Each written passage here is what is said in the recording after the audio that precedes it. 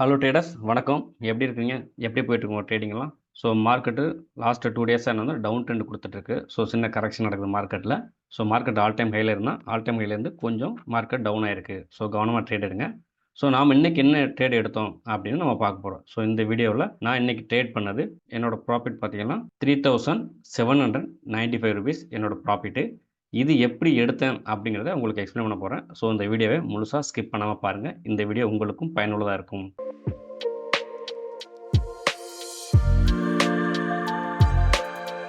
நம்ம என்ன பண்ணோம்னா, மார்க்கெட் ஓப்பன் ஆகுறதுக்கு முன்னாடியே ப்ரீ டிஃபைன் பண்ணி வச்சுப்போம்.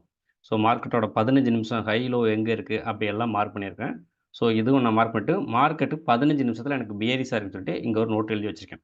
ஸோ ஏன்னா, எனக்கு நான் அந்த இடத்துல 15 நிமிஷத்தில செல் என்ட்ரி எடுத்தேன்னா, எனக்கு இந்த ஹையர் டைம் ஃப்ரேம் சப்போர்ட் பண்ணும் அப்படிங்கிறத நான் மார்க் பண்ணி வச்சிருக்கேன். ஸோ இன்னைக்கு காலைல மார்க்கெட் இங்க ஓப்பன் ஆச்சு.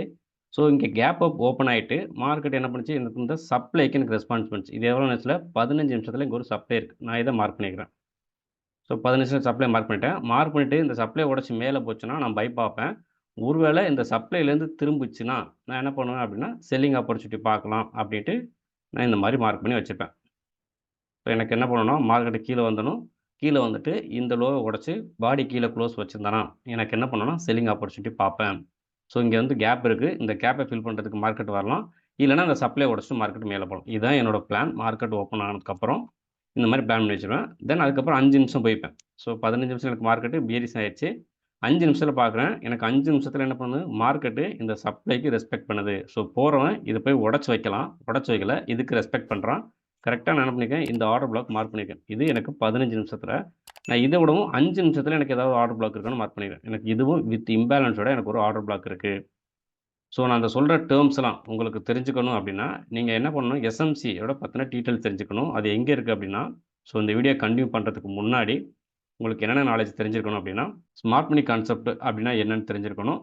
தென் supply and demand, market structure, order block, then premium versus discount, mitigation, unmitigation, multi time frame analyse. இதெல்லாம் என்ன அப்படின்னு உங்களுக்கு தெரிஞ்சிருக்கணும். ஒருவேளை இதெல்லாம் தெரியல அப்படின்னா, என்னோட இந்த எஸ்எம்சி லேர்னிங் அப்படிங்கிற இந்த பிளேலிஸ்ட்ல இந்த எல்லா வீடியோ வச்சிருக்கேன். ஸோ அத பார்த்துட்டு இந்த வீடியோ பாருங்க. ஏன்னா அதோட சாராம்சத்த சுருக்கி இந்த வீடியோல உங்களுக்கு எக்ஸ்பிளைன் பண்ணிட்டு இருக்கேன். சப்போஸ் ஆர்டர் பிளாக்னா என்னன்னு உங்களுக்கு தெரியல அப்படின்னா, நீங்க இந்த வீடியோ பாருங்க. ஆர்டர் பிளாக் வீடியோ உள்ள இருக்கிறத பாருங்க. அதுக்கப்புறம் பிரீமியம் வெர்சஸ் டிஸ்கவுண்ட், தென் மிட்டிகேஷன், அன்மிட்டிகேஷன். நான் இங்க 15 நிமிஷத்துல மார்க்கெட் பியரிஷ் சொல்லியிருக்கேன்ல. இது எப்படி நான் இந்த மாரி கொண்டு வரேன்னா, இந்த மல்டி டைம் ஃப்ரேம் அனலைஸ்ல 4 ஹவர்ல என்ன பண்றான், 1 ஹவர்ல என்ன பண்றான், 15 நிமிஷம் என்ன பண்றான்னு மார்க்கெட்ட ஒரு ஸ்டெப் பை ஸ்டெப்பா வந்து இன்ட்ராடே பர்ப்பஸ்க்காக நான் வந்து 15 நிமிஷத்துல இருப்பேன். இதெல்லாம் இந்த வீடியோல நான் இத சொல்லியிருக்கேன். நீங்க ஒரு வேள அதெல்லாம் பார்க்கல அப்படின்னா, அதெல்லாம் பார்த்துட்டு இந்த வீடியோ பாருங்க. 5 நிமிஷத்துல இந்த சப்ளைய எனக்கு என்ன பண்ணியிருக்கேன்னா, ரெஸ்பெக்ட் பண்றான். உடைச்சு மேல எனக்கு பாடி குளோஸ் பண்ணல. ஸோ எனக்கு இந்த சப்ளை வந்து நான் என்ன மார்க் பண்ணியிருக்கேன்னா, இது வந்து எனக்கு 15 நிமிஷத்தோட சப்ளைன்னு நான் மார்க் பண்ணியிருக்கேன். செல் ஓபி 15 நிமிஷத்துல. இது எனக்கு செல் ஓபி எப்போனா, இது வந்து எனக்கு 5 நிமிஷத்துல எனக்கு செல் ஓபி. ஸோ இதெல்லாம் மார்க் பண்ணிட்டேன். எனக்கு என்ன பண்ணியிருக்கான், இதுக்கு ரெஸ்பெக்ட் பண்ணியிருக்கான். மேல போய் பாடி குளோஸ் பண்ணல. ஸோ மார்க்கெட் கீழ வரப்போறான்னு எனக்கு கன்ஃபர்மேஷன் தெரிஞ்சிருச்சு. ஸோ அப்ப நான் என்ன பண்ணுவேன், இதுக்கப்புறம் இன்ட்ராடே பர்ப்பஸ்க்கு நான் என்ன பண்ணுவேன்னா, இதோட கம்மியான டைம் ஃப்ரேம் 1 நிமிஷத்துக்கு நான் மாத்திக்கிறேன். இப்போ எனக்கு மார்க்கெட்டு இந்த இடத்துல இருக்கு. இப்ப எங்க இருக்கு, எனக்கு 5 நிமிஷத்தோட செல் ஓபில இருக்கு.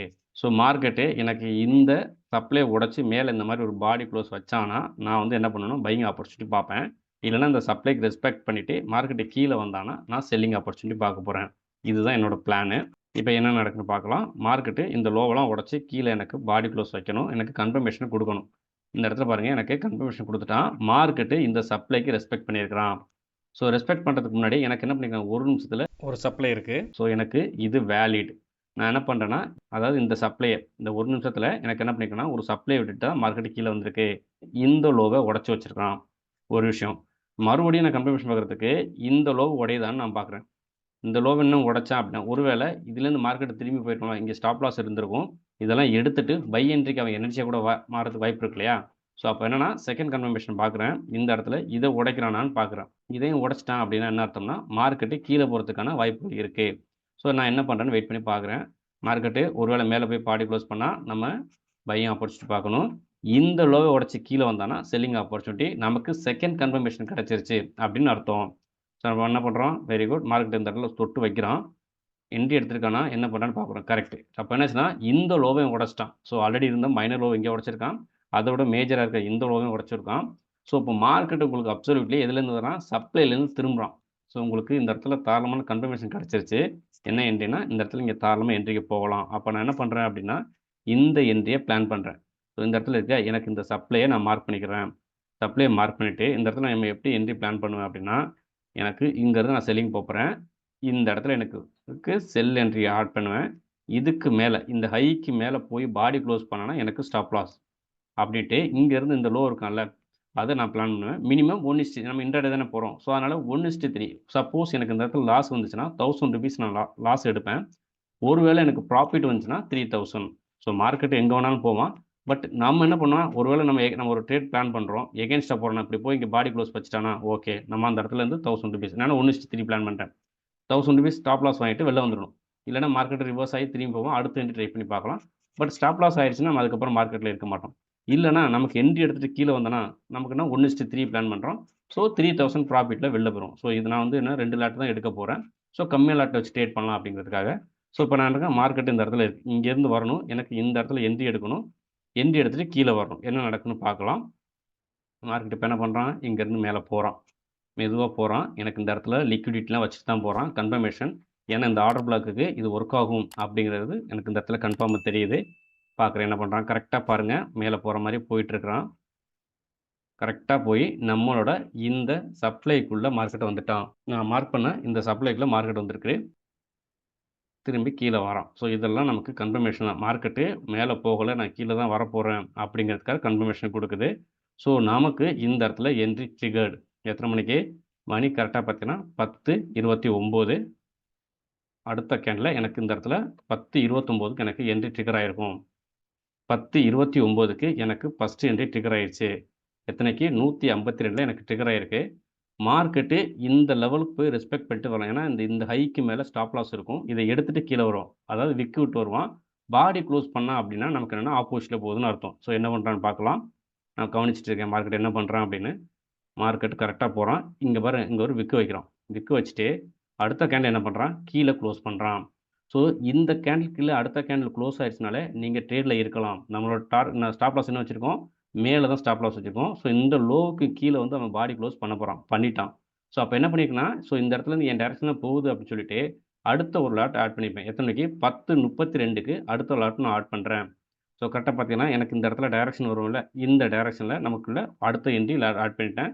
மார்க்கெட்டு கீழே வர போகிறான் அப்படின்னு.